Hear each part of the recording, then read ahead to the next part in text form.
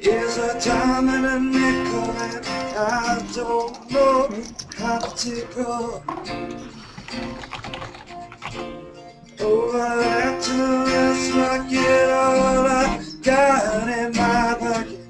All right there. Hello there, and welcome to our first ever Hangout online cooking show with Flava. You're joining us now with Hanging with Flavor. Hello, everyone. Tonight, we have an outstanding group of guests, a wonderful meal, and great conversation planned for you.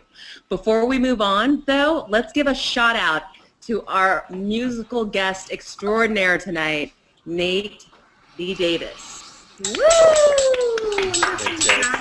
Thank you, Nate. We'll be hearing more from him later on in our show. But right now, I'm going to turn it over to Kim, who will be our host for the evening. Kim, it's all you. Hi, my name is Kim Beasley, and I am here to just get things kicked off and going for the first ever Hangout online cooking show with Flava. Woo! Yes. Hanging out with Flava is all about bringing friends together, bringing food within that friendship, and tonight we have some outstanding group of guests with us. Now, we have a wonderful meal that's going to be prepared by Shefali Burns. Yay! Woo! But before we move on, I want us to tell a little bit about us. Now, I'm from St. Louis, Missouri, and my favorite meal, you'll find out about that later. But right now, I want the guests to introduce themselves, and we're going to start from the right to the left. And you're going to just realize that this show is going to be revolutionary because we're coming full of flavor. So we're going to start with Shefali, the cook for tonight. Introduce yourself, please. Hi, I'm Shefali Burns. I'm from Ottawa, Canada. I'm a Reiki Master, life coach, and government analyst. I'm originally from India, so tonight I'm going to share a authentic North Indian curry chicken recipe. So I'm really excited about that. It should be lots of fun. It'll be spicy and hot and yummy, but you guys won't be able to have it, so we'll enjoy it here. And I think we'll be done with the chicken, rice, and the raita by the end of the show, so you'll be able to see the full meal. Okay, and we are going with Tom real quick. Go ahead, Tom. Introduce yourself, please. Tom is our mystery guest for the evening, who is a mystery Hey, I'm right sorry. now. Sorry about that. Little hiccup in the system. I'm the mystery guest. Hi, everybody. Yeah, I'm Tom Rolfson. I'm just outside Milwaukee, Wisconsin. Many people know me as an internet pioneer, having developed the world's first global chat message and gaming network. And a little secret that not a lot of people know is that I've had years in the restaurant business and actually worked as a undercover restaurant reviewer as well. So glad to be here. Thank you, Tom. And now we're going to go with Sarah. I am Sarah Hill. I live in Columbia, Missouri. I'm a broadcaster there. I do a show called U News at 4 that uses a lot of Hangout technology. And I am probably the least qualified of the bunch to be on here because I'm a terrible cook. I burn water. My favorite food to fix is probably frozen pizza and Easy Mac. Awesome. That's me. I'm glad to be here. Thank you for sharing. And next we have Robert. Yes, hello. My name is Robert Redl. I am a small guy from Vienna, Austria. It's now 3 a.m. Local time here on Saturday. And my favorite meal is Wiener Schnitzel. Okay. You will have to explain that one later. Thank you. Yeah. Next we have Nate. Go ahead, Nate. I'm an independent singer-songwriter, musician. I also live just outside of Milwaukee, Wisconsin, originally from Chicago. My favorite food to eat is anything super spicy, but in a pinch, I'll settle for a really good slice of pizza. And to cook, I like to cook anything that's like grilled meat on the barbecue, spices, marinade. Awesome. Thank you. And I guess I'm next, and you get to find out my favorite food. Well, my name is Kim Beasley, as I stated before, and I am a social media curator, and I currently hail from St. Louis, Missouri, and my favorite meal is gotta be Cajun. Next, Thank next you. we have Harmeen. Okay. Hi, I'm Hermine Nomir. I'm from San Antonio, Texas, and I am the strategic planner by day. And by night, I am a hangout having funner with all of you. And my favorite dishes are, gosh, did you like how I made it plural? I can't decide. I'm going to say a Chilean sea bass because I know that's what I got to have last night for dinner. So that's about it. Awesome. Thank you, thank you, thank you. So we are going to get started here. Now, we've had our guests introduce themselves. You know who we are. And now we're going to turn it over into Shefali's hands. Now, Shefali, I know you kind of told us who you are. Tell us more about the dish and tell us more about the flavor that you're bringing to us tonight. Well, this is an authentic Indian curry chicken recipe, and it's something that I've grown up with all my life. My mother cooks it all the time, and everybody in our family loves it, especially my kids. It's the one thing that they actually request, and we try to use, all natural spices that you can normally, I think you can find in regular grocery stores, but normally we go to the Indian food store to get the spices because they're richer and more spicy and more flavorful. So I'm going to start by just frying up some onions and garlic in oil. And then I'm going to add some spices. And some of the spices that we use, are curry powder, turmeric, coriander, garam masala, which there is really no English translation. So, but I see that at the regular grocery store, and it's called garam masala. So it is available.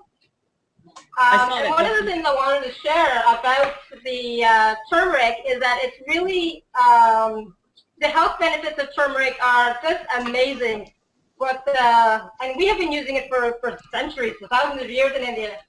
But it's, they have been doing testing with turmeric, and they have found that it is helpful with some types of cancer. It also reduces the progression of Alzheimer's, and it's also an antibacterial.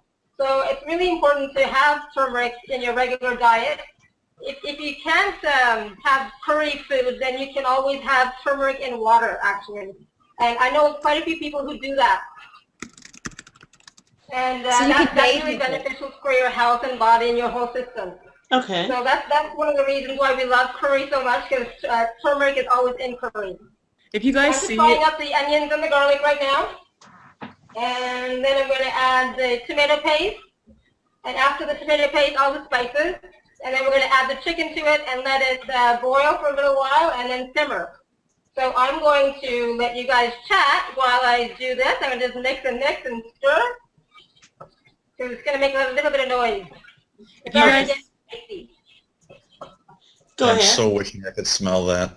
No, don't we all? Look at the steam. If you guys So I want to know, can you bathe with that? It said it was antibacterial, right? Yeah, the turmeric is antibacterial. And actually, some people actually use it as a salve to put on wounds and stuff. As a paste, they make it into a paste and they put it on wounds. Oh, wow. So you can eat it, and then leftovers, you can put it on your wounds. That's great. I'm going to mute myself because I can't hear you very well right now, okay? Okay, so you're stirring it now. Now, is this a hot meal, as in not temperature, but as in spice? Yeah, it's spicy. Yes, for sure. And Indian people, we love spice, right? The hotter, the better. And so one of the reasons why I'm going to make the raita at the end is for some people who can't take too much spice, the raita will help to cut the spice and make it easier on the stomach. Okay. Does that make sense? But it's, the spicier the better. We want to be sweating, with the heat. Okay. So for all of us that are watching the show and live streaming it, you can see us laughing periodically as the conversation's going. We also have a side chat, so Google Plus. If you haven't tried a Google Plus Hangout right now, you've got to do it at some point because you can just chat on the side and there's conversation going. Yeah. So we didn't leave you out of anything. It's just. So there's Mom. Yes, my mom is here to make sure I don't mess up. Oh. Hi, Mom. Yes. Hi. Hi, And Mom. like I said, my mom is the best cook ever when it comes to Indian food especially. She should have a restaurant. She is so, so good. We go to other Indian restaurants and the food is like not even close to how my mom makes it. So she's the best. So she's here today to support and encourage and make sure I don't mess up. Gotcha. Okay. Well, there's nothing like having Mom in the kitchen, and we can all be guaranteed that this is going to be an amazing dish if it's from the soul of Mom. So thank you for taking part in it. Great. So we're going to shift things just slightly here tonight and open it up for a little bit of our discussion, as I want to get a sense from these internet pioneers and innovators that are on today. I mean, we have everything from like the father of engineering this technology, this is amazing, to people like Sarah, who are taking it to a whole nother place than it's ever been before. So I always like to think of this group as kind of like Star Trek a little bit in a way. Just a question for the team, and I know that we told people that we'd talk about it in a little bit, but I'd like to get a sense from you guys, where is the technology going? Where are we headed with things like with Google+? And if anyone wants to chime in, or we want to go to an order, but what are your thoughts? I guess I'd toss this to Sarah. Go ahead, Tom. Well, I think Sarah is a great example of what's going on with this. You know, taking this technology into broadcasting. At the very same time we're doing this, there is a will.i.am concert being streamed on YouTube.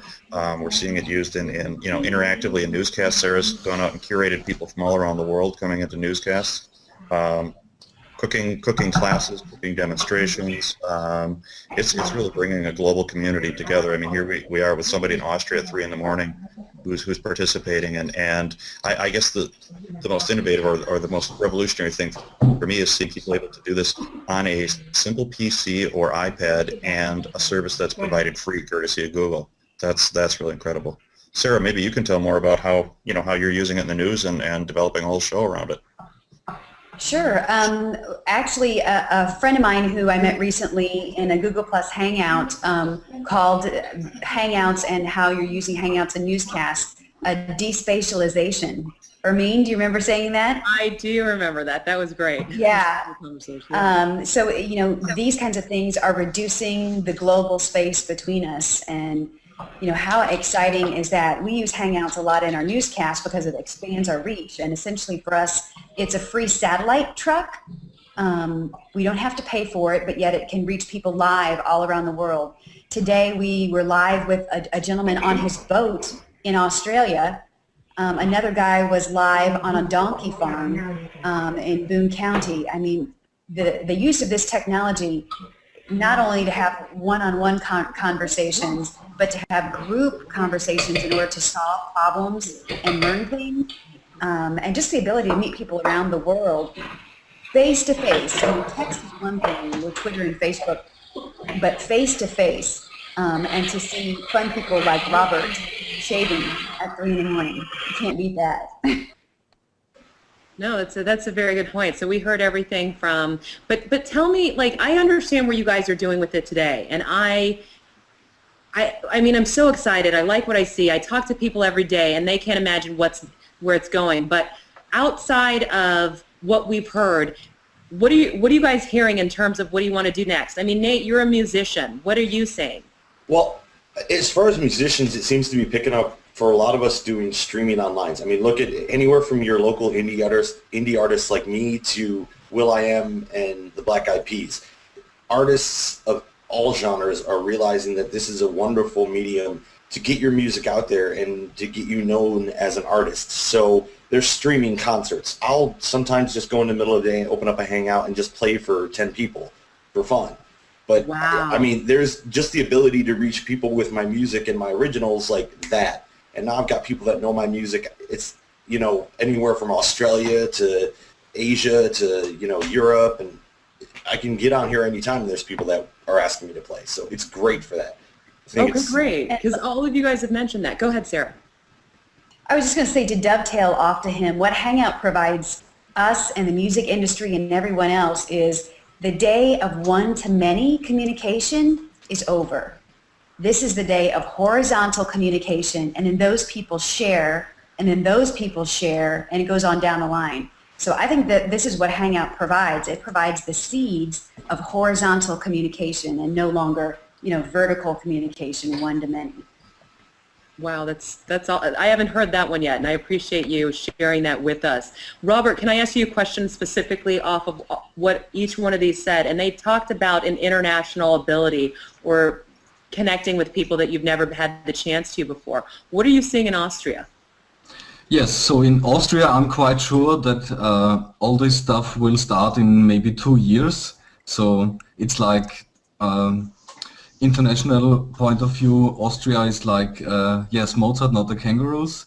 And we are very close coming together now again. So if you take a little bit the parable from the cooking, so we started to be together around a fireplace and then started to travel around the world. And now I think we are coming together again. And it is very important to see each other face to face. So that the medium like television and radio made us somehow to consumers and to single person households. This can now be broken up again, that we can become a big great family like tonight. Well, that's great. So you talked about sitting by the fire, and now we're going to be tonight, we're sitting by the dinner table, even if it is virtually. So I'd like to check back in right now with Shefali, and I put you on mute, Shefali, so you might have to unmute. We'd love to get a sense from where you're at and what we should know that you just put in there.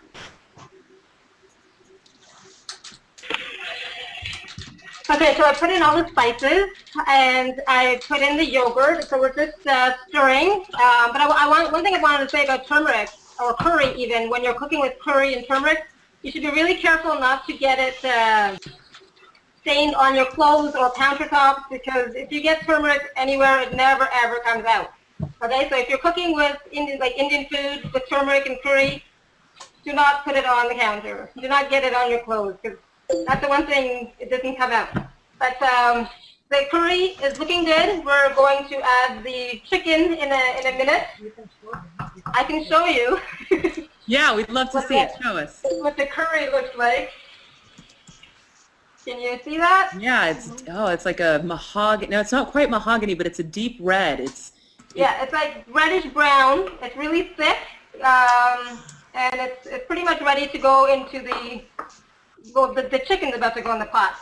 So then we're just going to put the chicken in and the water, and we're going to let it boil and simmer for a while.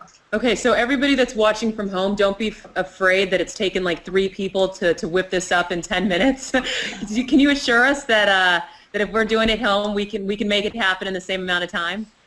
Oh, definitely. My mom just wants to make sure it goes smoothly and quickly because we're in a short time period.